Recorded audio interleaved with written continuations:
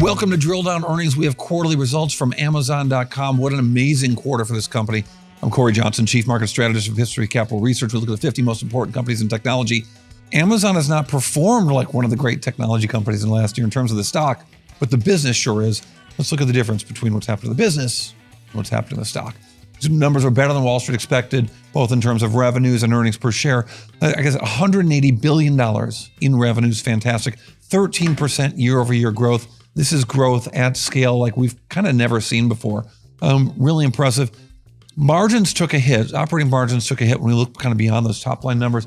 But they took a hit because of this stupid accounting rule that required Amazon, which invested in Anthropic, trying to be a pretty nice investment. They took a pre-tax gain because Anthropic has done some other investments, which means the Amazon investment is worth more. Amazon has to put that in their income statement, even though they haven't sold the Anthropic investment yet. It's an accounting rule that I think is stupid. It's a non-cash number on an income statement. I don't think they should do stuff like that, but nobody asked me. I appreciate your attention to these matters, but it hurt operating results, but the numbers were really fantastic. And this would have been great stuff for Amazon. I said some of the other things they had, some other pre-tax gains and adjustments that hurt their operating results. The Anthropic thing helping operating results. Again, this was just a great quarter, and the business is a lot more interesting than it used to be. Amazon's not just a website and AWS anymore. Their online business, still 35% of revenues, third-party sellers on the site, 23% there. So that's half of revenues. But yes, they've got subscription services. They've got an advertising business. It's just great. And 17% of revenues coming from Amazon Web Services. Now, the online business cranking 10% growth on a year-over-year basis.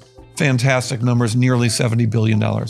Their Whole Foods business is doing really well, 7% year-over-year growth for a business that looked kind of mature a couple years ago, but now it's growing really nicely to $5.6 billion in revenues. And as I mentioned, 7% growth and profitable business right there in a time when we've seen rough numbers from consumers and elsewhere in the economy, not so much for Whole Foods. But I want to talk about the advertising business before we get to AWS. So advertising is accelerating. Prime Video accelerating. Ad revenue is up to $17.6 billion in the quarter, up 22% on a year-over-year basis. Thursday Night Football doing great. 15.3 million viewers of a couple lousy games so far this season.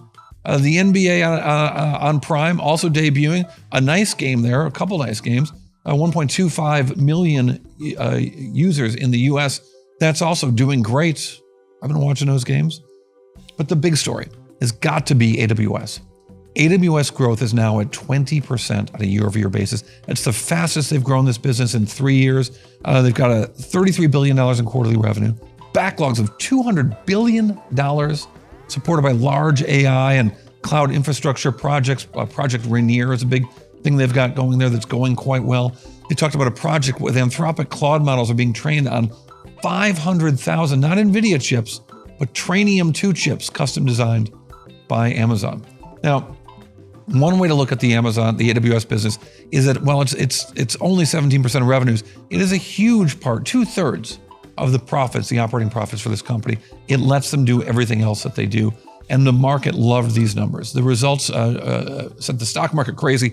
13% growth in shares and after-hours trading after doing nothing all year, 17% all year. Look, that's what the S&P 500 is worse than the S&P 500 in the last year. So Amazon underperforming all of its AI peers until today with some really nice numbers here. Now, I want to show you another way to look at this. If you're watching us on Spotify or YouTube or listening to the podcast, I will describe the chart that we put up here. And it shows what a small portion of revenues AWS is in terms of Amazon's overall picture. And yet it is just 66% of profits here. It's 2/3 of profits in the last quarter.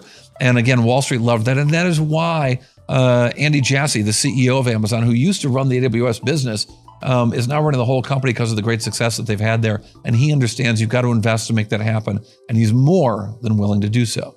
We are expanding our data center footprint, largely to accommodate Gen AI. And to the extent those assets were placed into service, the related depreciation does impact our margins.